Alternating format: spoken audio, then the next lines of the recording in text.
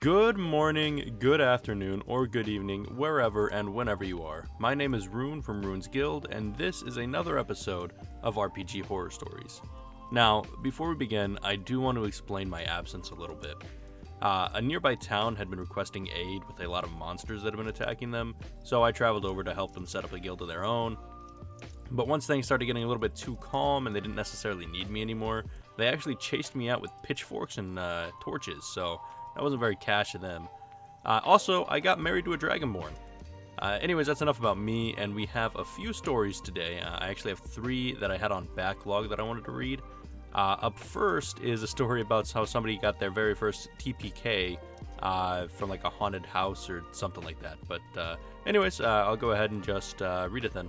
I fucked up yesterday. It was session 6 of my first campaign, a campaign where the party is transported into Ravenloft. I decided to run the Van Richten's Guide to Ravenloft adventure, The House of Lament, as an introduction to the setting, as the players had never played in the Ravenloft setting before. 2 things about the house. It's an adventure designed for level 1 to 3 parties, while my players were at level 5. I decided to increase the difficulty of the adventure by, amongst other things, number 2, have the party exercise the house of 2 ghosts instead of 1. For those not familiar with the adventure, the party is tasked to help one of 3 spirits trapped in the house. I instead picked 2. The vengeful knight Mara Silvera and the bandit Dalk Dranzorg. What a fucking name. The party makes their way through the house and it goes well. The ranger gets bitten by a haunted bust, the fighter accidentally wanders into the closet, the rogue eats a stale pastry, and the wizard who doesn't believe in ghosts believes that the haunted house was fake and yells at the manager. The monster hunter, Ez Davenier, the one of the employees attacked him. Fun times all around. My mistakes start when they go to the house's basement to exorcise Mara. My plan is to have the party start fighting Mara and then have Dalk appear a few turns later to join the fight. This was a bad idea. Dalk uses the Revenant stats and has the regeneration trait, but thankfully he'll be fighting the party 2 friendly NPCs and Mara. Mara's a banshee. On her turn, I only read the first half of the description of the whale action, oh god, only up to when the party has to make a DC 13 con throw. I forgot to read the part that failures result in the roller going down to 0 hit points until after everyone rolled. So, out of the 7, how many failed to roll? 3, the ranger, wizard, and fighter. I was going to rewind before the banshee wailed, but the players wanted to keep going. The 2 NPCs, the rogue and the ranger, who was back up at 1 HP, the latter 2 carrying the unconscious fighter and wizard, decided to cut their losses and run. Wanting to make the retreat interesting, I had the house start to fade away and had the two conscious players roll athletics. That was my second mistake. The rogue rolled a 3, the ranger rolled a 0. Both players tripped and were getting grabbed by ghost hands. The party weren't able to escape, and that's how I got my first TPK. The party loved the session, so you can say that it wasn't that much of a horror story, but it was all because I fucked up. What do you think? Okay, first off, imagine rolling a 0 to avoid falling through the floor of a disappearing house and getting grabbed by ghost hands and just dying. First off, I think that is probably, I don't know, I mean, I guess the idea of of making the escape a bit more interesting is in itself an okay idea. But I wouldn't have the consequences of it being, you just die. I understand, just like, a general fuck up, right? But like, I don't know, you can have the house disappear and just not have saves being made. Just have them run and just like express how sort of narrate them as if they had passed the saves. Like they narrowly managed to avoid getting grabbed and like tripping and falling into, whatever ghost dimension they're going into or something. I don't know, that's sort of just my opinion there. Like, you don't always have to have things be rolled, you can just narrate the sort of actions that are happening. Now, if you want to make them roll and, you're okay with people dying, that's totally fine too, but at the same time, if you don't want to TPK like this guy got, just don't have them roll in a situation like that. I don't know, that's my thoughts.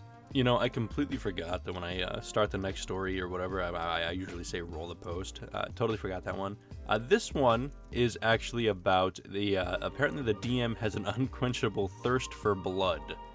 So yeah, that'll be pretty interesting, I'm sure. This one's a little bit longer, I think. I don't know. I'm just gonna go roll the post, I guess. I've been pretty burnt out on D&D for a while now, focusing on other hobbies. My spouse, on the other hand, has been regularly playing in a heavily homebrewed campaign DM'd by a friend's significant other and is trying to get me to join.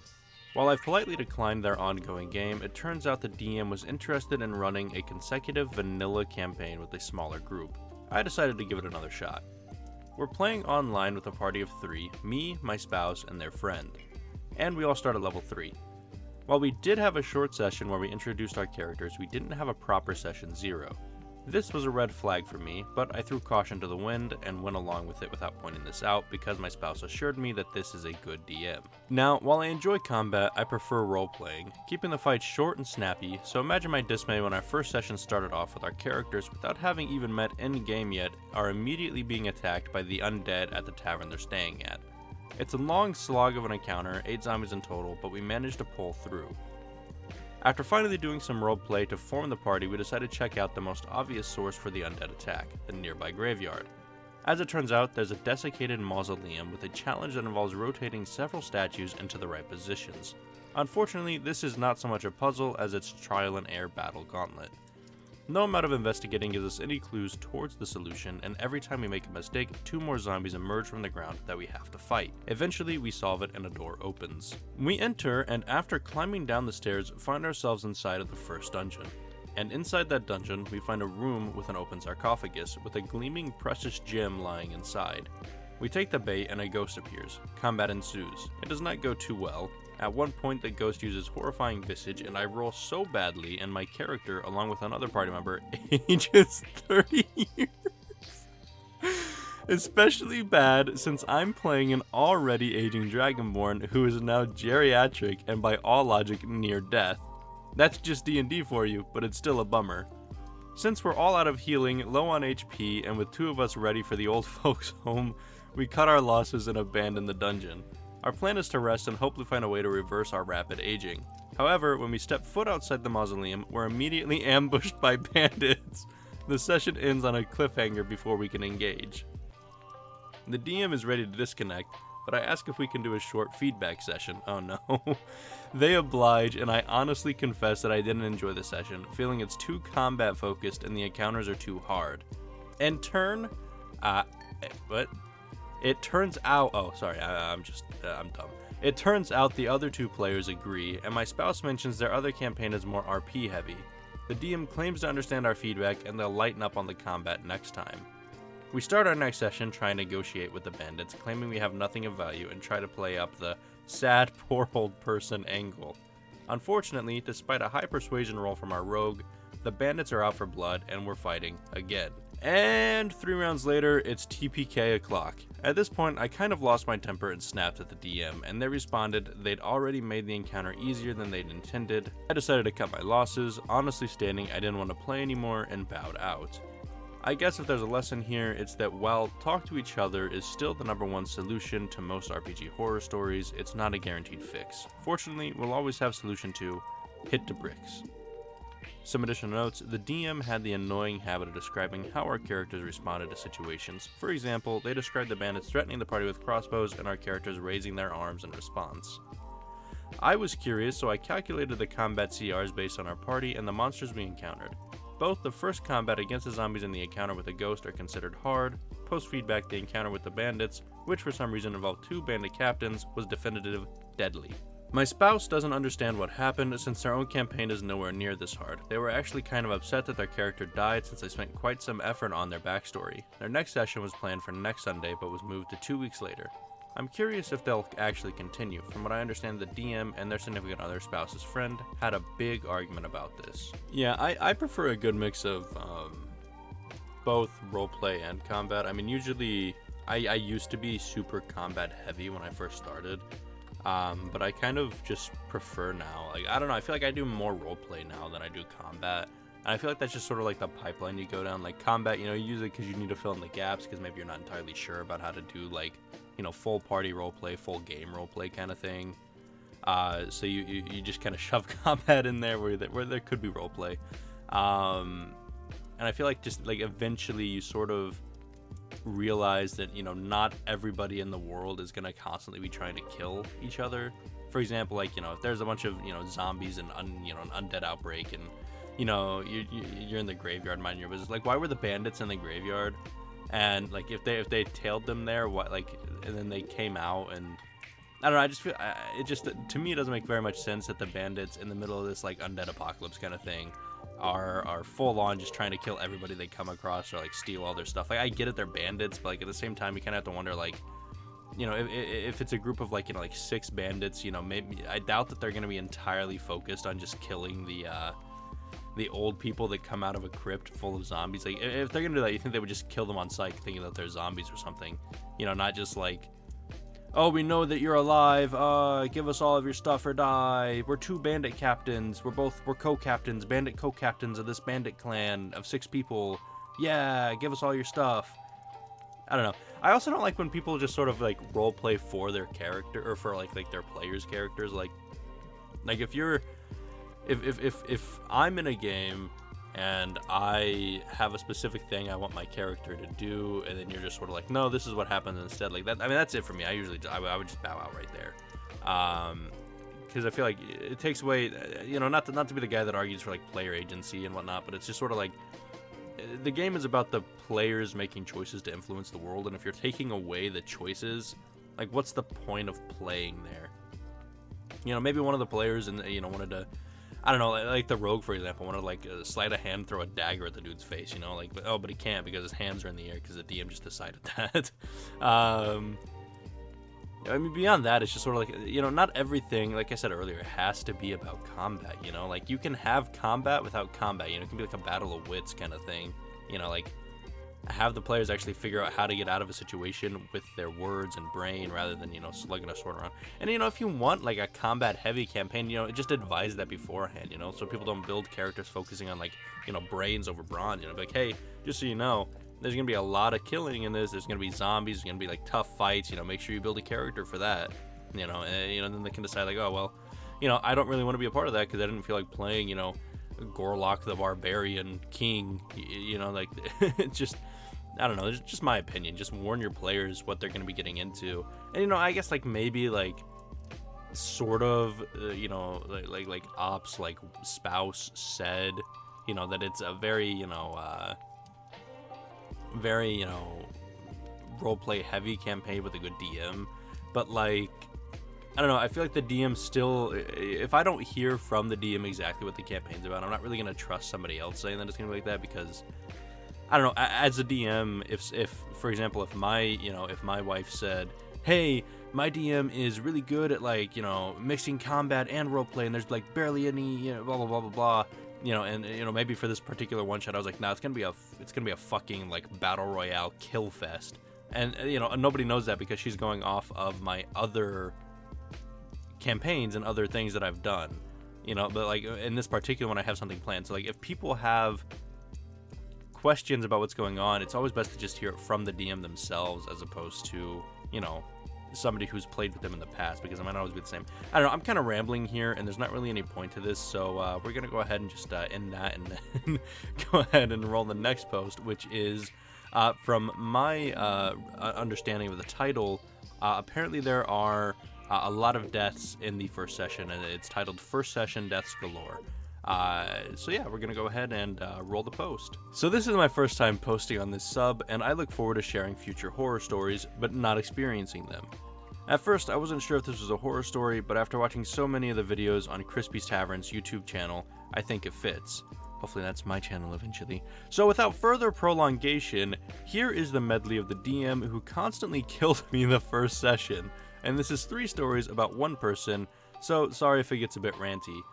And too long didn't read at the bottom. So, backstory, I just started playing last year, and the first 3 campaigns I played, of which none made it past Session 3, were hosted by said DM. The first time was a campaign we had decided to start in our board game club. First campaign. Session 0 comes, and I roll up a level 2 half-elf rogue. I get starting gold, buy equipment, and then with my remaining 10 gold, buy a donkey I name Rogni. Now I decide to make Rogni a huge part of my backstory, making him the only thing I really have left of my family. Session 0, we learn the basics. Party is a variant human cleric, dragonborn barbarian, elf ranger, and me.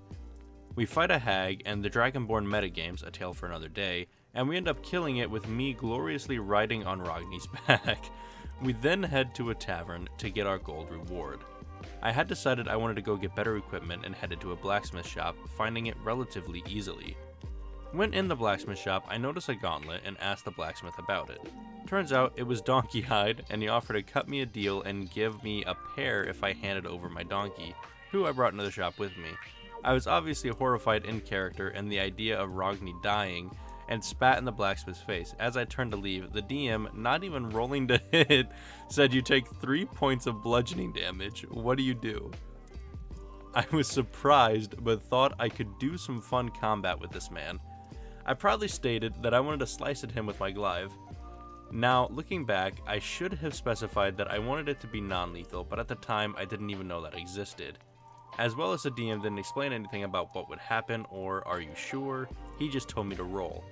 Critical hit with max damage and sneak attack because he wasn't expecting it.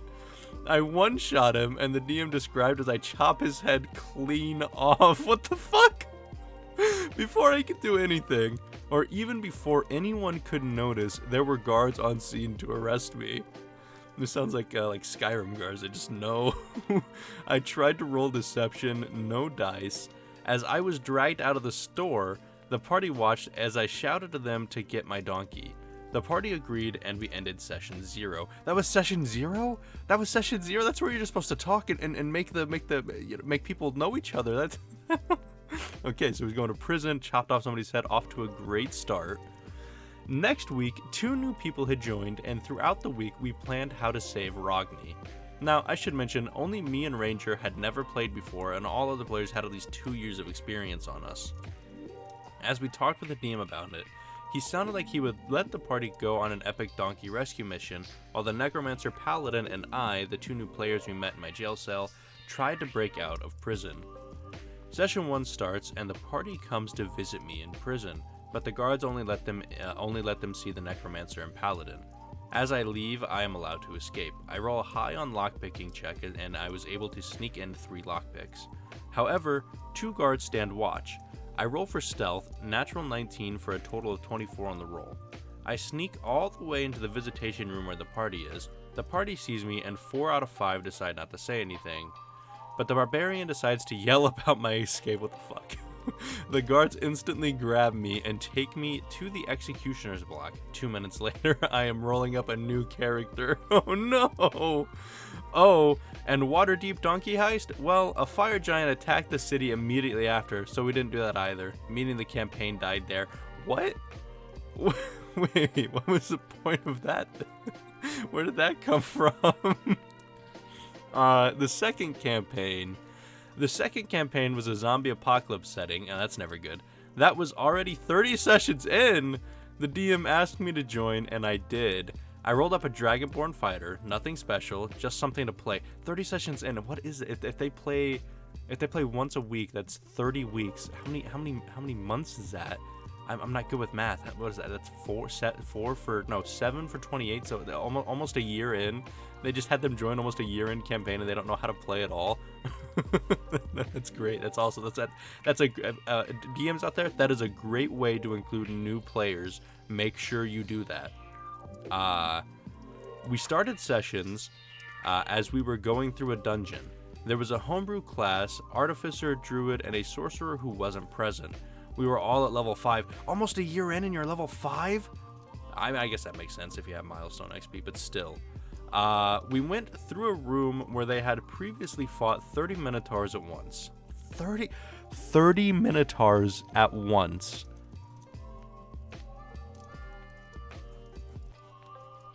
That should have been the first red flag. I had maybe 60 HP, and these dudes had rifles and everything from the Artificer, as well as Procession, the homebrew class, was talking about how he could solo a CR-17. And the DM was arguing with him about it. They were brothers and said, maybe you'll fight one this session then. Session starts and we come across a clearing with an adult red dragon sleeping in the middle of a little island surrounded by water. No stealth check. We see the stalactites above and devise an ambush. I end up rolling high on some acrobatics checks to hang from one, prepared to bring them down on it. We activated the plan and the illusion phase as the aboleth rises from the water. We start attacking it, and then the second round starts as a dragon turtle emerges. It starts attacking me and one-shots me. The entire party runs and leaves me dead. I got into a bit of a fight with the DM that lasted maybe a minute about why he let it one-shot me before I even took my second turn with the character. He says he didn't read well enough into it and didn't realize the dragon turtle was there. I roll up an Arakaka Ranger, and we never play another session. That's great, awesome, epic. That's also a great way to bring people into the game. That's an amazing way to kill their characters in a super hard combat before they get a chance to do anything. Make them roll up a new character on the spot, and then don't let them play another session. That is the best way to do it. That is how you get people into TTRPGs. That is how you get people to keep playing, and that is how you show off your skills as an amazing dungeon master. The third campaign was a Mess Underground dungeon campaign. I had recently gotten Tasha's and made a little halfling Psy-Knife rogue. The other members were a necromancer, cleric, and a paladin. We started at level 2 and were exploring the dungeon for maybe 10 minutes before we found a chest. Now, our backstory was we were dimension warped there after we had been adventurers for a little bit together. So we all thought, mimic? Oh, I'm lost. Where did that come from? Oh, found a chest, and then they got dimension warped. Okay, so they think it's just a mimic because they're in a different dimension, I guess. I checked the chest for traps and all.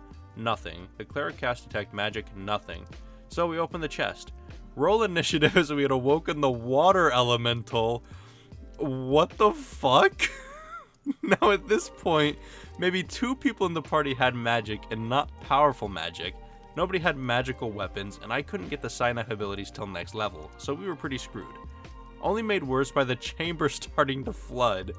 The path we took to get there was slowly closing, and we were quickly drowning. Being the last party member conscious, I got all of their bodies out before failing 2 death saves and getting crit by the elemental. My character dies there with the campaign as well.